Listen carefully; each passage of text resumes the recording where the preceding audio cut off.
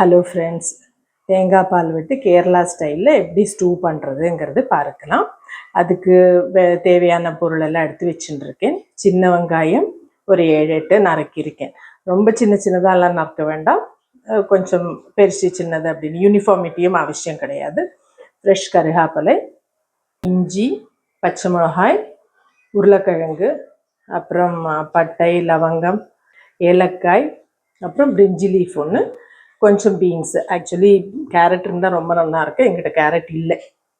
அப்புறம் first milk, second milk, ஒரு 1/3 of coconut எடுத்துட்டு நான் மில்க்கு மிக்சியில் போட்டு தான் எடுத்தேன். அப்படியே எடுத்து வச்சுட்டுருக்கேன். வாங்க எப்படி பண்ணலான்னு பார்க்கலாம். தேங்காய் எண்ணெய் விட்டுருக்கு. ஃபஸ்ட்டு டொமேட்டோவை போட்டுட்டு விட்டேன். அதில் கொஞ்சம் தண்ணி இருக்கிறது வடிகட்டும் அப்படின்னு சொல்லிட்டு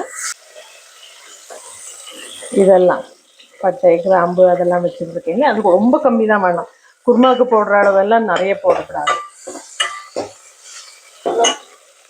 அப்புறம் தேங்காய் எண்ணெயில் தான் இதை பண்ணினா நல்லாயிருக்கும். ஓகே, வெங்காயம், கருவேப்பிலை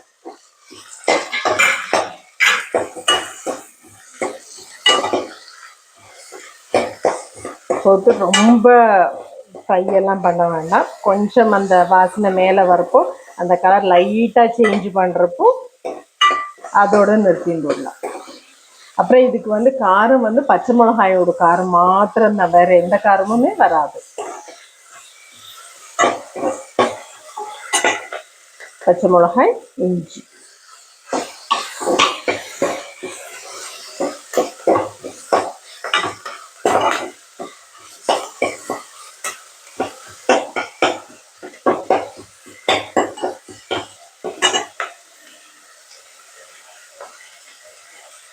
உருளைக்கிழங்கு நான் வேக வச்சுன்றதுனால நான் இது கூட போடலை. இல்லை நம்ம இப்போ க்யூப்ஸ் மாதிரி நறுக்கிட்டு டைரெக்டாக போடுறோன்னு சொன்னோன்னாக்கா தேங்காய் பால் விட்டுட்டு, இந்த செகண்ட் எடுத்த தேங்காய் பால் விட்டுட்டு அதில் வேக வைக்கலாம். நான் பாயில் பண்ணி பீல் பண்ணி வச்சுட்டு இருக்கிறதுனால நான் ஒன்லி இதை ஒன்று வேக வைக்க போகிறேன்.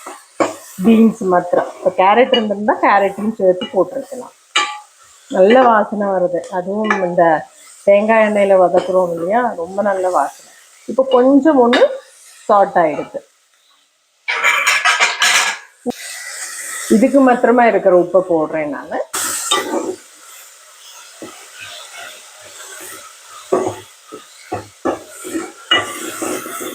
இது செகண்ட் மில்க், கொஞ்சம் தண்ணியாக தான் இருக்கு.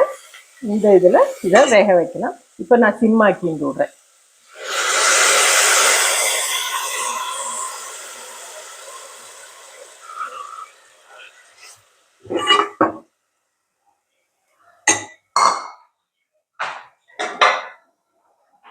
ஜஸ்ட் ஒரு 5 மினிட்ஸ் இதுலேயே ஸ்டீமில் வேகட்டும். வெயிட் எல்லாம் வைக்க வேண்டாம். 5 மினிட்ஸ் அந்த ஸ்டீமில் வேகட்டும், அப்புறமா எடுக்கலாம். இப்போ ஸ்டீமில் 5-6 நிமிஷம் வச்சப்போ இதை இப்படி வந்திருக்கு. ஹாஃப் குக் ஆகி அந்த செகண்ட் மில்க் விட்டோம் இல்லையா, அந்த கோகோனட் மில்க்கு, அதெல்லாம் ஒரு விதம் மத்தியாச்சு. இப்போ நெக்ஸ்ட்டு இது உருளைக்கிழங்கு ஸ்மாஷ் பண்ணி போட்டுட்டு அப்புறமா ஆன் பண்றேன் நான். இதுவும் சங்க்ஸா போட்டா போறோம், ரொம்ப யூனிஃபார்மா எல்லாம் போட வேண்டாம். இப்போ பொடி மாஸ்க் எல்லாம் போடுற மாதிரி கொஞ்சம் போட்டா போறோம். ஆன் பண்ணி விட்டு கொஞ்சம் எகைன் உப்பு வேணும். இதுக்கு மஞ்சப்பொடி நாங்கள் யூஸ்வலாக போட மாட்டோம். எங்கள் மஞ்சப்பொடி போடாமல் சமைக்க மாட்டோங்கிற வேணா போட்டுக்கலாம். யூஸ்வலாக ஸ்டூக்கு மஞ்சப்பொடி போட மாட்டோம். இந்த கேரட்டும் போடுறப்போ கேரட், டொமேட்டோ அதோட கலர் இருக்கு இல்லையா, அது அப்புறம் இந்த தேங்காய் பாலோட கலர் அதெல்லாம் சேர்ந்துட்டு ஒரு நல்ல கலர் வரும். சில பேர் கொஞ்சம் கரம் மசாலா போடுவா, அது நான் போடுறது இல்லை. அப்புறம் அது ரொம்ப குருமா மாதிரி வந்துடும் அப்படின்னு போட்டு இப்போ எல்லாமே சேர்ந்து இந்த மாதிரி ஒரு கன்சிஸ்டன்சியில் வந்திருக்கு.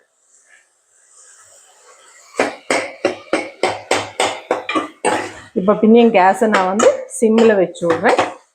சிம்மில் வச்சுட்டு அதில் இந்த தேங்காய் பாலில் அது சேரணும், அவ்வளோதான். எல்லாம் குக் ஆயாச்சு இல்லையா, அப்போ ஜஸ்ட்டு எல்லாம் ஒன்று சேர்ந்துக்கணும், அவ்வளோதான். வேற ஒன்றும் இல்லை. அதிகமாக தண்ணி விட வேண்டாம்.